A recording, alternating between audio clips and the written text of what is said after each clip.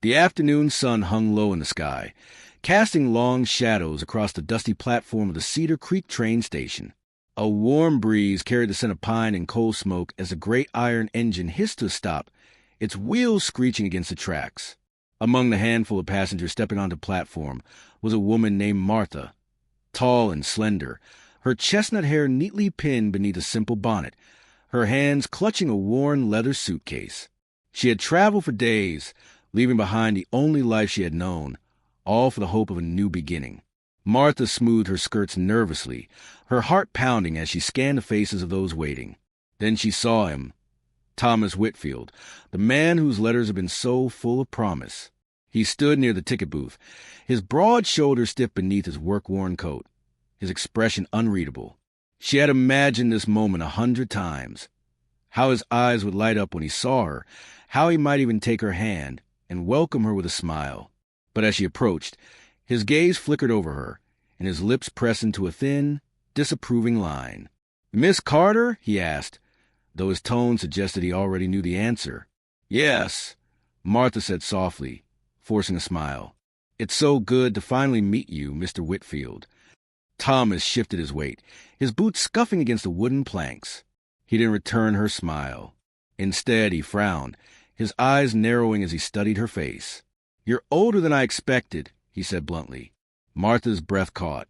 She had been honest in her letters. She had told him she was 28, though she hadn't thought it would matter.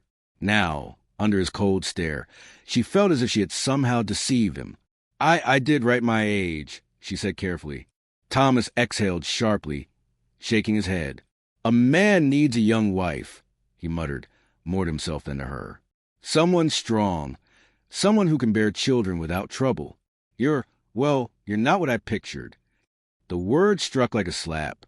Martha's fingers tightened around her suitcase handle, her knuckles turning white.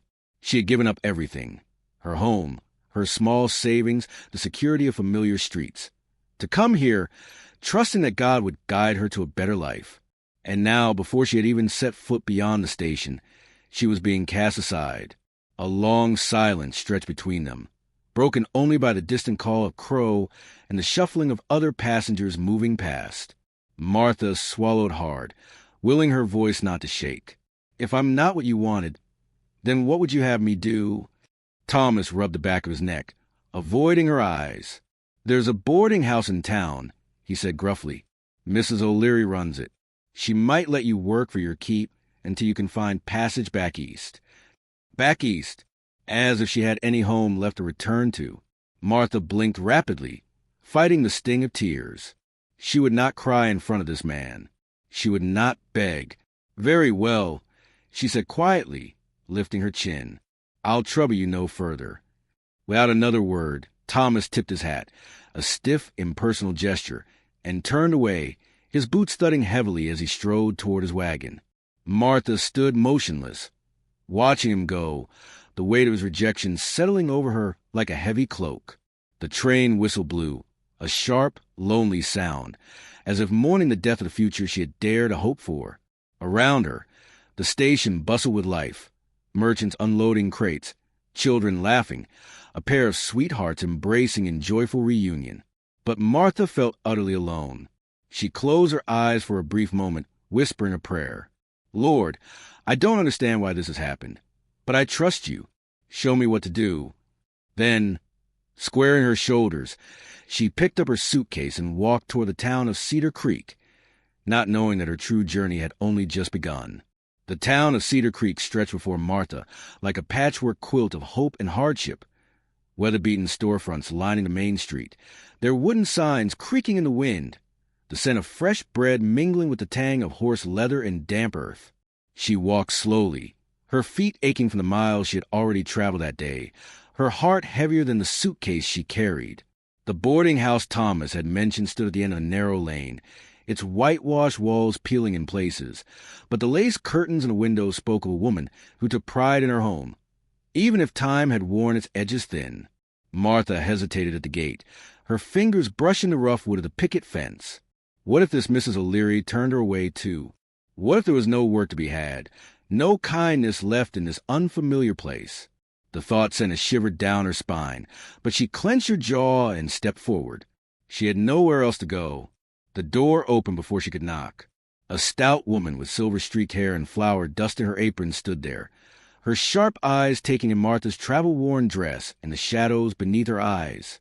"You look like you've been dragged through a knothole backwards," the woman said bluntly. Martha opened her mouth, then closed it again, unsure how to respond. The woman sighed. "Well, don't just stand there gawping. Come in. I've got stew on the stove, and you look like you could use a bowl." Gratitude swelled in Martha's chest, so sudden and fierce it near brought tears to her eyes. She followed Mrs. O'Leary inside, the warmth of the kitchen wrapping around her like an embrace. The room was small but tidy, the shelves lined with jars of preserves, the table scrubbed clean. A pot bubbled over the fire, filling the air with the rich scent of herbs and tender meat. "Now," Mrs. O'Leary said, ladling stew into a chipped earthenware bowl, "let's hear your story. And don't bother prettifying it. I've got no patience for fibbers." So Martha told her. She spoke of the letters exchanged with Thomas, the promises made, the way his face had hardened when he saw her. She didn't weep, though her throat tightened when she admitted she had no money left for a ticket home. Mrs. O'Leary listened, her expression unreadable, until Martha fell silent. Then she snorted. "Men," she muttered, shaking her head, always chasing after some fool notion of perfection, blind to the blessings right in front of them. She pushed the bowl toward Martha. "Eat, then we'll talk about work." And just like that, Martha had a place to stay. The days that followed were a blur of kneading dough, sweeping floors, and mending sheets. Tasks that left her hands sore, but her mind blessedly quiet. Mrs. O'Leary was a hard woman, but fair, and though she grumbled about Martha's slow stitching, or the way she burned the first batch of rolls, she never threatened to turn her out. It was on one such morning, as Martha arranged fresh loaves in the bakery window, that she first noticed a man and the little girl. They came every Tuesday, just after the church bell tolled 10. The man was tall and broad-shouldered, his dark hair streaked with sun-bleached gold, his hands calloused from labor. The child, no more than 6 or 7, skipped beside him, her braids bouncing, her laughter bright as a songbird's call. Daniel Miller and his daughter Lily, Mrs. O'Leary said, catching Martha's gaze, lost his wife to fever 2 winters back. Good man, better than most. Martha nodded, turning back to her work, but she couldn't help glancing up when they entered. Lily made straight for the counter, her eyes wide with delight. "Papa says I can have a cinnamon bun today," she announced, as if it were the grandest of news. Daniel smiled, a quiet, weary thing, but genuine. "If they've any left," he amended, his voice deep and warm. Martha reached for the last bun on the tray, its surface glazed with sugar. "You're in luck," she said, handing it to Lily. The child beamed. "Thank you, ma'am." Daniel's gaze lingered on Martha for a moment, his eyes the color of storm-washed slate. There was no judgment in them, no cold appraisal, just a quiet curiosity. "You're new in town," he observed. Mrs. O'Leary snorted from the back. "Got herself jilted at the station by that fool Whitfield. Now she's stuck here till she can scrape together enough pennies to leave." Martha flushed, but Daniel only nodded, as if such things were commonplace. "Cedar Creek could do worse than to keep you," he said simply. Then he tipped his hat and guided Lily out the door, the bell jingling softly behind them. Martha watched them go, something unnameable stirring in her chest. It wasn't until she turned back to her work that she realized, for the first time since stepping off that train, she didn't feel quite so alone. The weeks passed in Cedar Creek like pages slowly turning in an old book. Some days crisp and bright with promise, others damp and smudged with hardship. Martha fell into the rhythm of her new life, rising before dawn to help Mrs. O'Leary knead dough, tending the bakery counter as the morning light spilled golden through the windows, watching the townsfolk come and go with their small joys and sorrows written plain upon their faces. She learned that Daniel Miller's carpentry shop stood just beyond the Blacksmith's, that little Lily loved strawberry jam, but would pick out every last walnut if you put them in her bread, and that Thomas Whitfield's farm was struggling under a mountain of debt, a fact the whole town seemed to know, judging by the whispers that followed him whenever he slunk into town for supplies. One such afternoon, as Martha wiped flour from her hands and adjusted her apron, the bakery door flew open with a force that set the bell jangling wildly. Thomas stood framed in the doorway, his shirt sweat-darkened, his boots caked with mud from the fields. His eyes, hard and restless, locked onto Martha with an intensity that made her fingers tighten around the edge of the counter. "We need to talk," he said, his voice low and rough. Mrs. O'Leary, who had been counting coins at the back table, straightened with a frown. "If you're here to cause trouble, Whitfield, you can turn right back around." Thomas ignored her, his gaze never leaving Martha's face. "Outside. Now." Martha hesitated, but something in his expression, not anger, not quite, but something desperate, made her nod. She stepped into the alley beside the bakery, where the scent of yeast and sugar gave way to the sharper tang of horse dung and wet stone. Thomas paced like a caged animal, his hands opening and closing at his sides. "That girl I married after you," he burst out suddenly, "ran off, took half my savings, and left me with a harvest to bring in and not enough hands to do it." He kicked at a loose cobblestone, sending it skittering into the wall. "I was a fool." Martha folded her arms against the autumn chill, or perhaps to shield herself from the raw ache in his voice. "I'm sorry for your trouble," she said carefully. Thomas stopped pacing. He looked at her then, really looked at her, as if seeing her for the first time. "You're still here," he said, as though the fact surprised him. "Still working, still—" He gestured vaguely at her plain dress, her capable hands. "You could come back. To the farm. We'd do better together, you and I."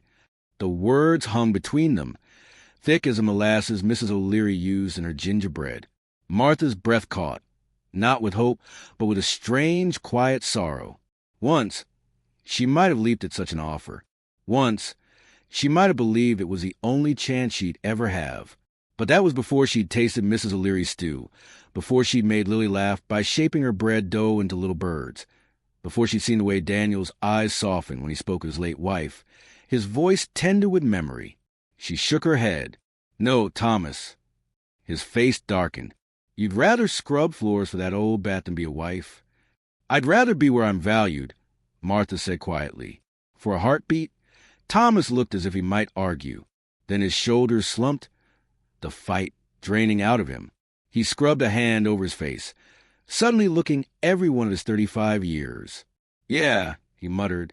"Guess I walked into that." He turned to leave, then paused. "For what it's worth, I was wrong about you." Martha watched him go, her heart aching not for him, but for the lonely road he'd chosen. That evening, as she banked the bakery's fires for the night, the door creaked open.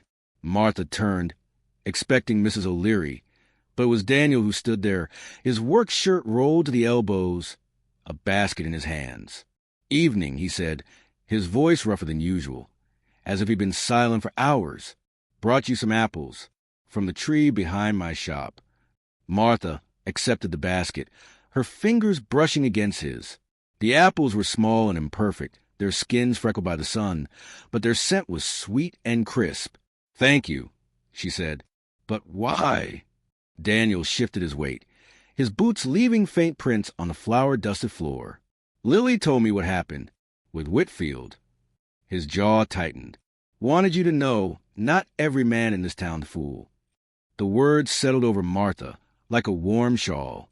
She traced the curve of an apple with her thumb, suddenly unsure where to look. "I know," she murmured. Silence stretched between them. But it wasn't uncomfortable. It was the kind of quiet that grows in gardens and chapels, alive with things too tender to name. Finally, Daniel cleared his throat. I worry sometimes that Lily doesn't remember her mother enough, that I'm not doing right by her." He glanced up, his eyes searching Martha's face. "But when she's with you, she smiles like she used to." Martha's breath caught. She thought of Lily's small hand slipping trustingly into hers, of the way the child's laughter bubbled up like a spring. "She's easy to love," she said softly. Daniel exhaled, long and slow, as if he'd been holding that breath for years. "Yeah," he agreed, "but not everyone tries." And in that moment, Martha understood this was his fear. Not that she would leave like Thomas's bride, but that she would stay and he would fail her too. She reached out, almost without thinking, and laid her hand over his. "Love trusts," she said, "even when it's hard, especially then." Daniel's fingers turned beneath hers, his calloused palm warm against her skin. For the first time since she'd come to Cedar Creek, Martha felt not like a woman who'd been cast aside, but like someone who might, just might, be exactly where she was meant to be. Winter came to Cedar Creek like a quiet guest, slipping in on frost-laced mornings and painting the world in shades of silver and white. The bakery's windows fogged with warmth, while outside, the town lay hushed beneath a blanket of snow. Martha found herself looking forward to Tuesdays more than ever. The day Daniel and Lily would come in, their cheeks pink from the cold, their laughter like a bright thread woven through the gray winter days. One such morning, as Martha arranged a fresh batch of molasses cookies in the display case, the bell above the door jingled. Lily burst in like a small, excited storm, her mittens dangling from her sleeves by yarn strings, her breath coming in visible puffs. "Miss Martha, Miss Martha," she called, skidding to a stop before the counter. "Papa's making something special, and he won't tell me what it is." Daniel followed at a more sedate pace, his hat dusted with snow, a wrapped parcel tucked carefully under one arm. His eyes met Martha's, and something warm flickered in their depths, something that made her pulse quicken in a way she couldn't quite explain. "Now, Lily," he chided gently, "I told you it was a surprise." Lily huffed, blowing a stray curl from her forehead. "But I'm terrible at waiting." Martha laughed, sliding a cookie across the counter to the girl. "Then this should help." As Lily happily munched, Daniel stepped closer. He set the parcel on the counter between them, his work-roughened fingers lingering on the brown paper wrapping. "For you," he said simply. Martha blinked. "Me?" Daniel nodded, his gaze steady. "Open it." With careful hands, Martha untied the twine and peeled back the paper. Nestled inside was a wooden rose, its petals carved with such delicate precision they seemed almost soft to the touch. The stem curled gracefully, the leaves detailed down to their smallest veins. It was more than a carving. It was a piece of art, a labor of love that must have taken hours upon hours to create. Martha's breath caught. "Daniel, it's beautiful." He ducked his head, suddenly shy. "Took me a few tries to get the petals right," he admitted. "Kept breaking them when they got too thin." Lily, cookie forgotten, peered at the rose with wide eyes. "Papa stayed up so late working on it. I heard him sanding when I was supposed to be asleep." Daniel shot his daughter a mock-stern look. "And who told you to be eavesdropping, young lady?" Martha traced a finger along the rose's smooth surface, her throat tight. No one had ever made something for her before, not like this. "Why?" she asked softly. Daniel met her eyes, his voice low and earnest. "Because the best things take time to grow." The words settled deep in Martha's heart, taking root there. She cradled the rose gently, as if it were a living thing. "I'll treasure it," she whispered. Later that week, Martha sat by Mrs. O'Leary's hearth, the wooden rose placed carefully on the mantel where she could see it from anywhere in the room. The older woman eyed it over the top of her knitting needles. "That Miller boy's got it bad," she observed bluntly. Martha's needle slipped, pricking her finger. "What?" Mrs. O'Leary snorted. "Oh, don't play coy with me. A man doesn't spend weeks carring something like that unless he's sweet on a woman."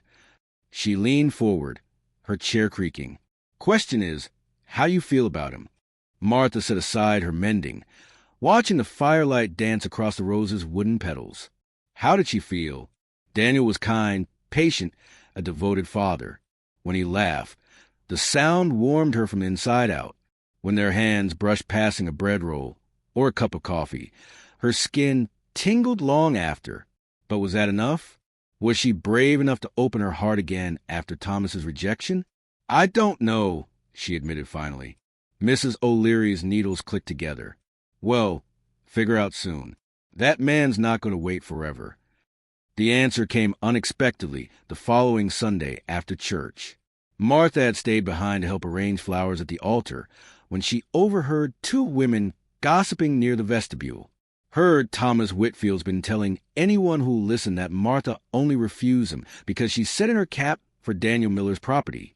One woman murmured. The other tooted. As if that poor girl hasn't been through enough. And Daniel, why, he's still grieving his wife. Martha ought to know better than to.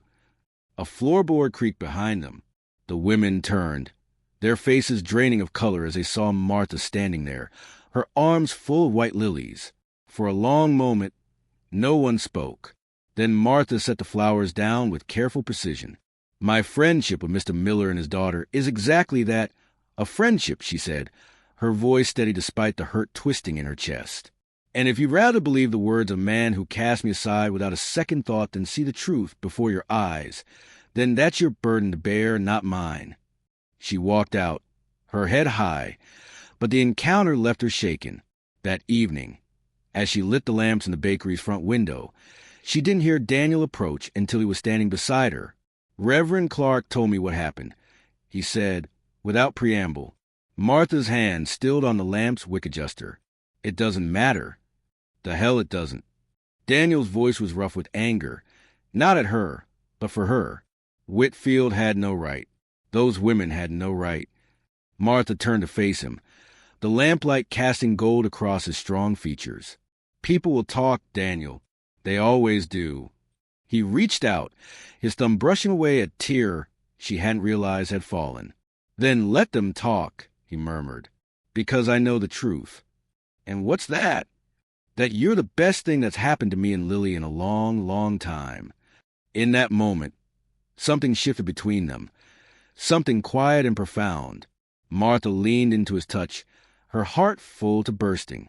Outside, the first snowflakes of a new storm began to fall. But inside, wrapped in the warmth of Daniel's gaze, Martha had never felt so warm. Love, she realized, wasn't always a lightning strike. Sometimes it was like the rising of bread, slow, patient, and all the sweeter for the waiting. Spring came to Cedar Creek in a riot of wildflowers and birdsong, the meadows bursting with bluebonnets and Indian paintbrush, the air thick with the scent of fresh earth and new growth.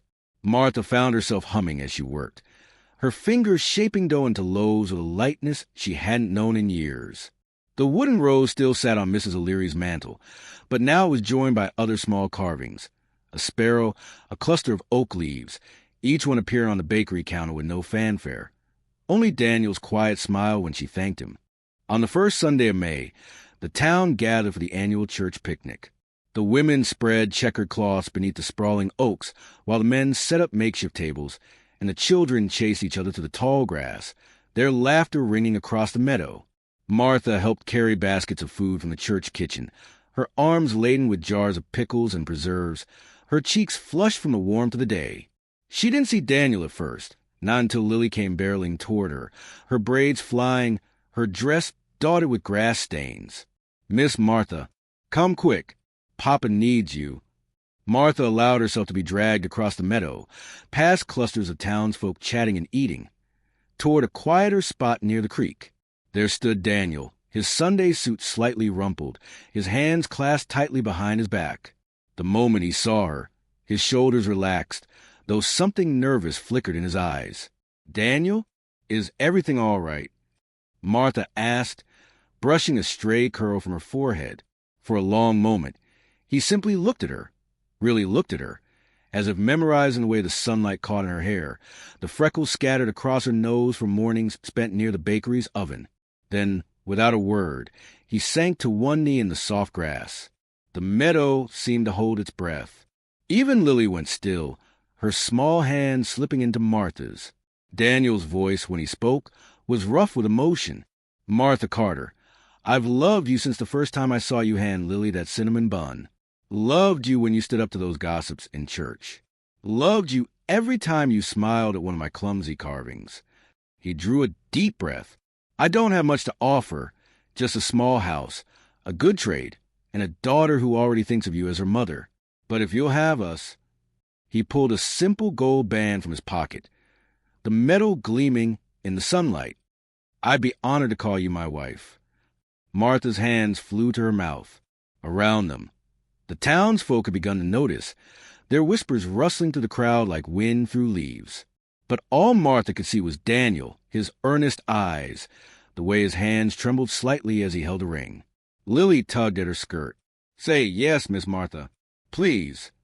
A laugh bubbled up from Martha's chest, bright and uncontainable. She dropped to her knees in the grass, not caring that it would stain her dress, and cupped Daniel's face in her hands. "Yes," she whispered. 1,000 times yes. The meadow erupted in cheers. Someone began ringing the church bell, its joyous peals echoing across the valley. Daniel slid the ring onto Martha's finger, a perfect fit, before pulling her into an embrace that lifted her clean off the ground. Lily wrapped her arms around both of them, her delighted squeal muffled against Martha's shoulder. Mrs. O'Leary, standing at the edge of the crowd with her arms crossed, nodded approvingly. "About damn time," she declared, loud enough for everyone to hear. The wedding was set for midsummer. Martha spent the intervening weeks in a happy daze, stitching her simple white dress by lamplight, helping Lily practice her flower girl duties with daisy chains in the backyard. Daniel's carpentry shop saw a flurry of activity as he built a proper bed frame for their room and a small desk for Lily, determined that his bride would start her new life with more than the bare necessities. One evening, as Martha helped Daniel stain the bed frame's headboard, Thomas Whitfield appeared at the shop's open doorway. The months had not been kind to him. His clothes hung looser, his face lined with weariness. For a long moment, he simply watched them work, Daniel's hand guiding Martha's as they smoothed the varnish over the rich oak grain. Finally, Thomas cleared his throat. "Heard you're getting married." Martha set down her brush, wiping her hands on her apron. "We are." Thomas nodded, his gaze dropping to the floor. I wanted to apologize for how I treated you, for the things I said after." He swallowed hard. "You didn't deserve that." Daniel's hand found Martha's, their fingers intertwining. She squeezed gently before stepping forward. "Thank you, Thomas. That means more than you know." Thomas looked between them, something like regret shadowing his face. Then he reached into his coat pocket and pulled out a small, cloth-wrapped bundle. "Wedding gift," he muttered, thrusting it toward Martha. Inside was a set of hand-forged iron hooks, perfect for hanging pots in the kitchen. Martha ran her fingers over the smooth metal, touched despite everything. "They're beautiful." Thomas shrugged, already turning to leave. "Figured you'd need 'em." At the door he paused. "You too. You'll be happy. I can tell." Then he was gone, his boots scuffing against the cobblestones as he disappeared into the twilight. Daniel came up behind Martha, his arms wrapping around her waist as he rested his chin on her shoulder. "That took courage," he murmured. Martha leaned back against him, watching the fireflies begin their evening dance beyond the window. "People can change," she said softly, "if they want it badly enough." Their wedding day dawned clear and golden. The little white church was packed to bursting, not just with townsfolk, but with people from neighboring communities who'd heard the story of the mail-order bride who'd found true love where she least expected it. Lily, resplendent in a yellow dress with a crown of wildflowers, scattered petals so enthusiastically that Reverend Clark had to sidestep a particularly thick pile near the altar. When Martha walked down the aisle on Mrs. O'Leary's arm, for who else would give her way, the look on Daniel's face made her breath catch. There were tears in his eyes as he reached for her hands, his thumbs tracing gentle circles over her knuckles. "You're beautiful," he whispered, so low only she could hear.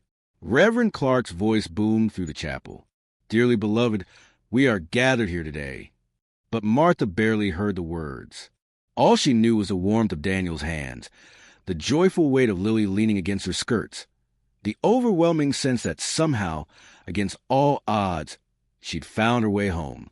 When it came time to exchange rings, Daniel's hand shook so badly he nearly dropped hers. The congregation laughed softly, the sound warm with understanding. Martha steadied him, her own fingers trembling as she slid the simple gold band onto his finger. "I now pronounce you husband and wife," Reverend Clark declared. "You may kiss your bride." Daniel cradled Martha's face in his hands, his touch achingly gentle. The kiss that followed was sweet and lingering, a promise whispered without words. As they pulled apart, Lily launched herself at them with a gleeful cry, nearly toppling all three into the first pew. The celebration spilled out into the churchyard, where tables groaned under the weight of pies and roasted meats, where fiddles played and children danced. As the sun dipped below the horizon, painting the sky in shades of rose and gold, Daniel pulled Martha aside beneath the oldest oak tree. "Happy?" he asked, brushing a stray curl from her forehead. Martha looked past him to where Lily was teaching younger children how to make flower chains, to the townsfolk laughing and eating together, to the steeple of the little white church silhouetted against the sunset. Then she looked back at Daniel, her husband, and smiled beyond measure. The first year of Martha's marriage passed like the turning of seasons, each day blending into the next with a rhythm as natural as breathing. The small house Daniel had built with his own hands became a home filled with the scent of fresh bread, the sound of Lily's laughter, and quiet, steady love that grew between them like the ivy climbing the porch rails. One crisp autumn morning, as Martha stood at the kitchen window peeling apples for pie, a wave of dizziness overtook her, so suddenly she had to clutch the counter to keep from stumbling. The paring knife slipped from her fingers, clattering against the wooden floor. Daniel was at her side in an instant, his hands firm on her shoulders. "Martha, what's wrong?" She blinked, waiting for the world to right itself. "I'm all right," she murmured, though her stomach still rolled uneasily. "Just a spell." Daniel's brow furrowed. He studied her face, the pallor of her cheeks, the fine sheen of sweat at her temples, and something like understanding dawned in his eyes. Without a word, he guided her to a chair, then knelt before her, his work-roughened hands cradling hers. "How long have you been feeling this way?" Martha opened her mouth to protest, then hesitated. Now that he mentioned it, the morning queasiness had been coming and going for weeks, and her monthly courses. Her breath caught as realization struck. Daniel's thumb stroked gently over her knuckles. "Should I fetch Doc Henderson?" Martha pressed a hand to her still flat stomach, her heart pounding. I think we might have another reason to visit him." Doc Henderson confirmed what they already knew with a smile and a hearty clap on Daniel's back. "Congratulations, son. You'll be a father again come spring." The walk home was a blur. Daniel carried Lily on his shoulders, the little girl chattering excitedly about becoming a big sister, while Martha's fingers kept straying to her abdomen as if she might already feel the life growing there. That night, as Daniel banked a fire and Lily slept soundly in her room, Martha stood in the doorway of the nursery, the small room off their bedroom that had stood empty since Daniel's first wife passed. Moonlight spilled to the window, painting the bare crib in silver. Daniel came up behind her, his arms slipping around her waist as he rested his chin on her shoulder. "We'll need to sand down the edges of that crib," he murmured. "Make sure there's no rough spots." Martha leaned back against him, her hands covering his. "You kept it all these years." His breath was warm against her neck. "Couldn't bring myself to get rid of it. Maybe I was saving it for you." Tears pricked Martha's eyes. She turned in his arms, pressing her face against his chest where his heartbeat thudded steady and strong. Daniel's hand stroked down her back, his touch saying what words couldn't, that this child would be theirs in every way that mattered. As Martha's belly swelled, the entire town seemed to share in their joy. Mrs. O'Leary knitted tiny booties with grudging expertise. "Don't get used to this girl." While Reverend Clark's wife delivered a basket of hand-me-down baby clothes from her own grandchildren. Even Thomas Whitfield left a carefully whittled rattle on their porch one evening, though he vanished before they could thank him. Lily, for her part, took her impending big sister duties with grave seriousness. She practiced holding dolls just so, insisted on helping Martha sew baby blankets, and solemnly informed Daniel that she would be the one to teach the baby all the important things, like how to skip stones and spot bird nests. One snowy evening in late January, as they sat around the hearth, Daniel mending a chair leg, Lily practicing her letters, Martha stitching tiny gowns, Lily suddenly looked up from her slate. "Will the baby call you Mama?" she asked Martha. The question hung in the air, fragile as a soap bubble. Martha's needle stilled. She met Daniel's gaze across the room, seeing the same uncertainty there. Lily, oblivious of the tension, continued. "Because you're my mama now, too, aren't you? Even if you didn't grow me in your belly like the baby." Martha's throat tightened. She set aside her sewing and opened her arms. Lily scrambled into her lap with the unself-conscious ease of a child completely secure in her place in the world. "Yes, my love," Martha whispered into her hair. "If you'd like me to be." Lily nodded, her small body warm and solid against Martha's rounded stomach. "Good, because Papa smiles more now that you're here." Over her head, Daniel's eyes shone with unshed tears. Spring came early that year, the fields bursting with wildflowers weeks ahead of schedule. Martha's labor began at dawn on a day so perfect it seemed painted by God's own hand. The sky a clear, endless blue, the air sweet with the scent of blooming apple trees. Doc Henderson arrived with his black bag and calm demeanor, while Mrs. O'Leary took charge of boiling water and keeping Lily occupied in the kitchen. Daniel, pale but determined, refused to leave Martha's side, his hand steady as he helped her through each wave of pain. Hours passed in a haze of effort and whispered prayers. Then, as the sun dipped below the horizon, painting the bedroom in shades of gold and rose, a new cry joined the chorus of spring peepers outside, strong, indignant, and utterly perfect. "A girl," Doc Henderson announced, wrapping the squalling infant in a soft blanket before placing her in Martha's trembling arms. Daniel's breath hitched as he touched one finger to the baby's tiny, wrinkled fist. "Grace," he murmured. Martha looked up at him, exhausted but radiant. "Grace," she agreed. Lily, who had been hovering anxiously at the door, crept forward at Mrs. O'Leary's urging. Her eyes widened as she took in the tiny bundle. "She's so little," she whispered. Martha adjusted the blanket, so Lily could see her sister's face. "Would you like to hold her?" With Daniel's guidance, Lily carefully cradled Grace, her expression solemn with wonder. "I'm going to teach her everything," she vowed. Daniel gathered all three of them, his girls, into his arms. Outside, the first fireflies of the season blinked to life in the gathering dusk, tiny beacons of light in the soft spring night. Martha pressed a kiss to Grace's downy head, then one to Lily's, before lifting her face to Daniel's. In that moment, surrounded by the people she loved most in the world, she understood what true happiness was. Not the absence of sorrow, but the presence of Grace in all its forms. Years flowed through Cedar Creek like the gentle current of the creek itself, sometimes rushing, sometimes slow, but always moving forward.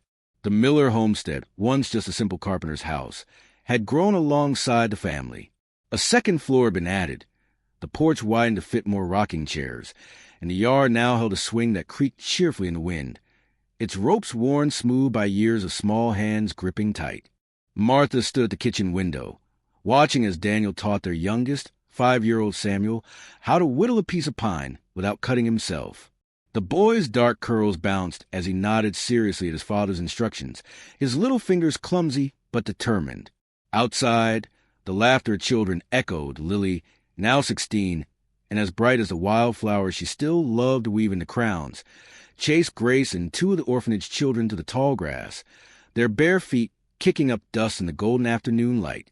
The orphanage. Martha's heart swelled every time she thought of it.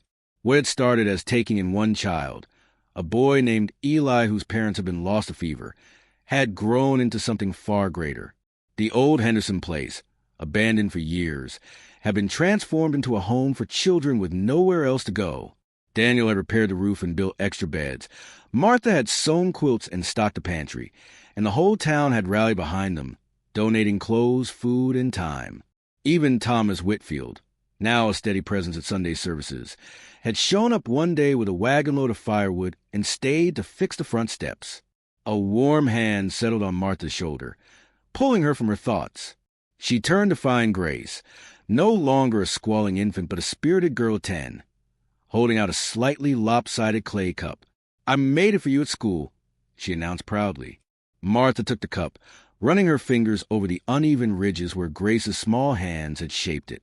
"It's perfect," she murmured, pressing a kiss to her daughter's sun-warmed forehead. Grace beamed before darting back outside, her bare feet slapping against the wooden porch. Martha watched her go, her gaze drifting to Daniel, who had paused in his whittling lesson to lift Samuel onto his shoulders. The boy shrieked with delight, his arms wrapped tight around his father's neck as Daniel spun in a slow circle, pretending to lose his balance. This, Martha thought, was the life she had almost missed, the life she might never have known if she had let Thomas Whitfield's rejection define her. Evening fell softly, painting the sky in shades of lavender and gold. The orphanage children had been tucked into bed, their prayers whispered, their cheeks still flushed from the day's adventures. Lily had taken Grace and Samuel to catch fireflies in jars, though Martha had made them promise to release the insects before bedtime, leaving her and Daniel alone on the porch swing, his familiar creak a soothing rhythm beneath them. Daniel's arm was warm around her shoulders, his calloused fingers tracing idle patterns on her skin. "Remember when this was just a house?" he asked suddenly, his voice low and rough with emotion. Martha leaned into him, her head resting against his shoulder. "Now it's a home," she said simply. Daniel turned his face into her hair, breathing her in. "Because of you." She smiled but said nothing. Some truths didn't need words. The screen door banged open as Grace and Samuel burst onto porch, their jars alight with flickering fireflies. Lily followed at a more sedate pace, her arms full of wildflowers. "For the table," she explained, handing them to Martha before flopping onto the porch steps with a contented sigh. Daniel squeezed Martha's hand before standing to lift Samuel into his arms. "Bedtime, little man." Samuel protested half-heartedly, already yawning, his eyelids drooping as Daniel carried him inside. Grace trailed after them, her own yawn betraying her exhaustion. Lily lingered on the steps, her chin propped on her knees. "Do you think they'll remember?" she asked suddenly, her voice quiet. Martha stilled. "Remember what, sweetheart?" Lily gestured to fireflies, their glow pulsing like tiny stars in the gathering dark. "This, all of it, the way we're happy." Martha set aside the flowers and moved to sit beside her, wrapping an arm around Lily's shoulders. "Oh, my love," she murmured. "They'll remember." And they would, just as Lily remembered her mother's laughter, just as Martha remembered the sting of rejection that had led her here, just as Daniel remembered the grief that had once threatened to swallow him whole. Life was made of memories, some sweet, some sorrowful, all stitching together to form the tapestry of a family. Years later, when the first grandchild was born, a rosy-cheeked girl with Lily's eyes and her husband's easy smile, Martha would cradle her in the same rocking chair where she had once soothed Grace and Samuel. Daniel would stand behind her, his hands on her shoulders, his breath warm against her hair as they marveled at this new life, this new chapter. And when that little girl grew old enough to ask for stories, Martha would tell her of a lonely woman on a train, a kind carpenter with a grieving heart, and a love that had built something beautiful from broken pieces. Because that, after all, was what love did. It took the fragments of what once was and shaped them into something stronger, something lasting, something forever. Did this story touch your heart? Subscribe for more tales of faith, love, and second chances. And don't forget to share, because everyone deserves a story that reminds them of hope's enduring light. Turn on notifications so you never miss an update.